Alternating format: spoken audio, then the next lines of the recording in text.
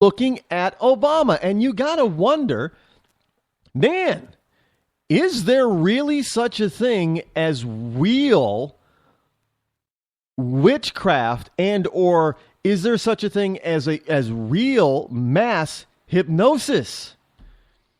Because you're looking at them watching this guy, and you swear that they're under some sort of spell by the look in their eyes and by the look on their face. They are just, it's kind of, I mean, you might as well just say Kalima. I mean, watch people sometimes. And it's not just with Obama. Don't get me wrong. It's happened with other political and, entertainment people. Hillary Clinton kind of has the same thing. Nowhere near on the level as Barack Obama, but she still has her Kalima followers that just look at her and say, "Oh, she's so wonderful." I mean, are you kidding me? This woman has lied, obfuscated. She has been accused. She has refused to cooperate with legal entities all across this country for decades, and yet we're supposed to believe that she's an honest, straightforward, open person? And she'll lie to you right to your face with a smile on her face and say, "I didn't have a subpoena," when everybody knows, everybody in their, even the child that was just born yesterday knows that Clinton had a subpoena, multiple subpoenas for multiple different things, including, her email thing. "I didn't know it was I didn't break any law." Yeah, you did break a law. The law is specifically clear about what you can and cannot do on your own when you're doing government business, and how the email stuff, how you have to do it. You have to do it on a government server. You can't do it on your own server. If you do it on your own server, the government says you got to turn all that crap over. That's the law. And she's saying, well, there is no law. And people are saying, yeah, there's no law. She didn't have to. She was really kind by turning over 50,000 emails. 50,000 useless emails. Where are the other 50,000 that can incriminate her? I mean, this is what I'm talking about. We have this. It is this celebrityification. Yeah, that's a George Bush word, I guess. A celebrityification of our politicos. Now they're all that Obama's a rock star. I don't ever want to hear of my leader, my political leaders, my statesmen. So people are supposed to be statesmen. Is being called a rock star. A rock star is out there to entertain you, not to lead and govern you. Yeah, Obama's a rock star. Fine, great. Let him put out an album. Hope it goes number one. I don't care. But right now he's the president of the United States. I don't want to hear that he's a rock star. That's not the proper descript of the president of the United States, or a senator, or a congressman, or a governor. I don't want to. No, they're not rock stars. Oh yeah, they're a rising star in the ranks of the. I don't want to hear this rising star crap. He's not a rising. Bobby Jindals. He's a rising star. No, he's not. He's not a rising star. He is just out there saying stuff that he truly believes in because he has a belief in constitutional conservatism. That's not a rising star. That's just him being him. He's not a rock star. There is no putting him on a pedestal or a podium. Look, it's just the same with the GOP. You can't make somebody bigger than life, because then their head gets too big and they lose touch with reality and who the people are. Obama has no clue who the people are and what the people want. He just does what he wants to because, hey, I'm a rock star. And everybody says, everybody is so proud of me. And they should be proud of me. Because I'm the best. I'm the biggest. I'm the baddest. I'm the greatest. And, I'm the president. I can do what I want. No, you can't. That's not the way it works. At least that's not the way it's supposed to work. You're supposed to answer to the people that you're leading, or to the people that you want to lead. You don't get to say, well, I'm not turning this over, or I'm not talking about this subject, and I'm not talking about... No, bullshit. You talk about any damn thing I want you to talk about. If you want my vote and you end up being elected to lead me and my people, wherever my people are, whether it be, in my city or town or my county or my state or at the federal level. You work for me. You will answer every damn question I have for you. You do not get to tell me. Now, I don't need to answer that. Yes, you do. Unless it's a real matter of national security and certain things have to be secret. Fine, I get it. But otherwise, if I'm asking you a non-sensitive, non-secretive question, you have an obligation as my employee. Yes, that's right, Mr. Obama. You are the people's employee. You have an obligation to answer. Hillary Clinton, if you want to be the people's employee as president of the United States, you have an obligation to answer their questions whenever they ask them of you. You don't get to dictate that you're going to sit down in front of your liberal friend somewhere because you don't want to be asked certain questions. No. You don't get to to dictate the questions that are asked to you. See, this is why I don't like doing interviews with people. Because, a lot of times what they want is they want you to give them the questions ahead of time. Oh, hell no. I'm not giving you any questions ahead of time. You are not going to prepare a polished answer to every question I might ask. Not going to do it. I want your answers that my questions are going to be off the cuff. They're going to be tough, straight to the point, and I want you to be honest about your answers. And the only way that I know that you're even going to be close to being honest is if you're not prepared for them, you're caught off guard. But see, a lot of people, a lot of politicians won't do it that way because they're fake, people. They are fake. And this is what my problem with the GOP candidates last night was on the program when I was blasting them for blasting Donald Trump. You've got this woman on the Democratic side lying through her freaking teeth, and none of them are jumping on this woman for her lies that she told. I haven't heard a single Republican candidate, the polished politicians, I haven't heard them respond to Hillary Clinton. But they'll jump down Donald Trump's throat for telling the truth.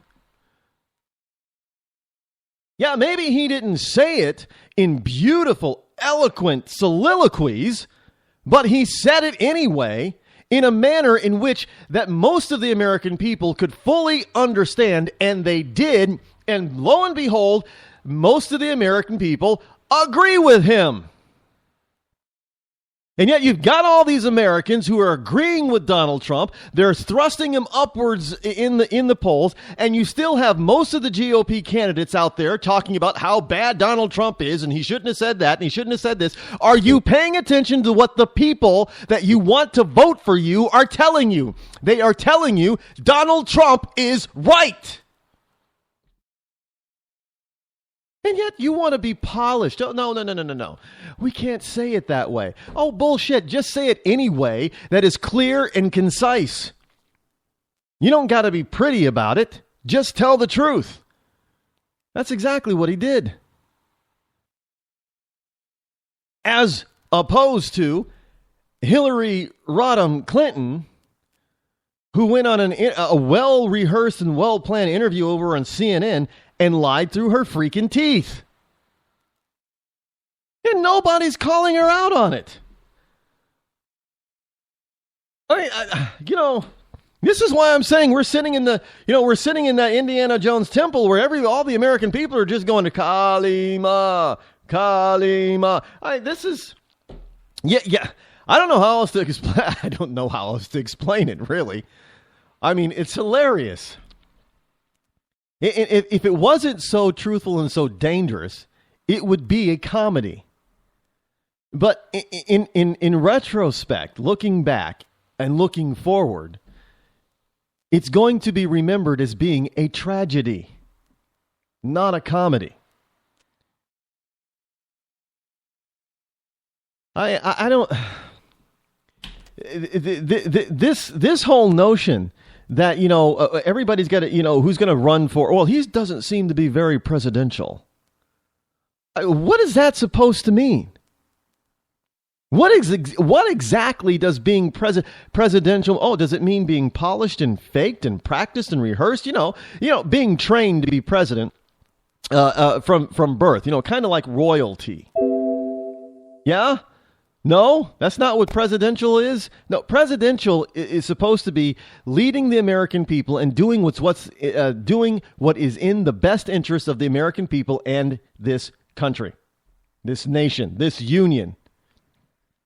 That's being presidential. Not being so eloquent. Look, if I were president, half the world's leaders, I'd go tell them to F off. And I would use that word. I'd drop the F-bomb on them. And I know some people think, well, Rod, that's not dignified.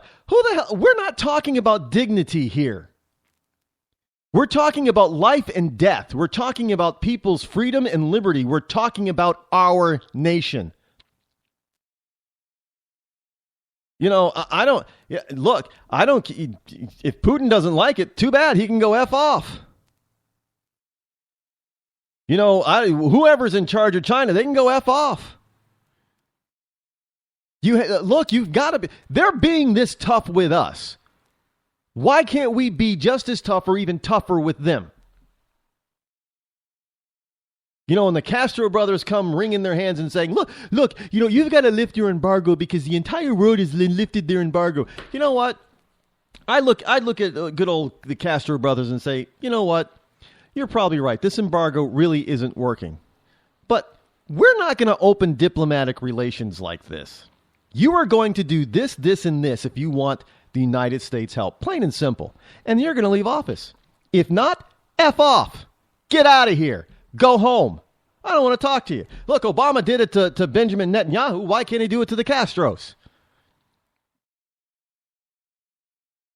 I look at Iran. I'd say, look, Iran, this is going to be the deal. You are not getting a nuke. Got it? Get it? Good. If you want a nuke, you try to get a nuke, we will bomb you back into the Stone Age. Period. Here's the deal. Sign it. If not, F off. You'll be seeing our bombs in about 24 hours. That's it. That's how you negotiate with criminals, thugs, and bullies. Plain and simple. Rod, that's not pretty and dignified. No, screw the pretty and dignified. That's how you deal with them. And no, for the last time, New Hampshire people, I am not running for public office. I probably now I'm probably getting that question about once a week now. Are you running? Would you run? Would you consider running? Why don't you run? Why don't you run here? We could use you here. We could use you here in this place. No, I'm not running. I don't want to. I think I can do a lot more for my state and my country right behind the freedom microphone, sitting in the freedom throne in the bunkerized home studio than I could, being some little cog in the state assembly. That's just the way I feel about it. But no, I'm that's even if I was running, I'd be the same way. You would get the same thing from me. I wouldn't be any different. And that some people are saying, well, that's why we want you to run.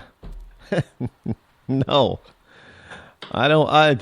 Look. I give Donald credit because he's running for president. He evidently he wants the job. He wants the American people to say you're hired. But you know what? That's going to be a tremendously humongous pay cut for him. It really will. I don't. I can't.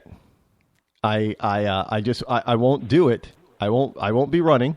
If Donald Trump wants to run and he's willing to take the pay cut, that's really good. But not on this end, not with it. Well, here in New Hampshire, if you're a state representative or a state senator, I think you only get $100 or $200 a year. So, well, yeah, that would be kind of a huge pay cut for me too. But they get to be normal people when they're not at the State House, which is a good thing. Looks like we have a call, but we'll get to the call right after the break, and we'll be right back.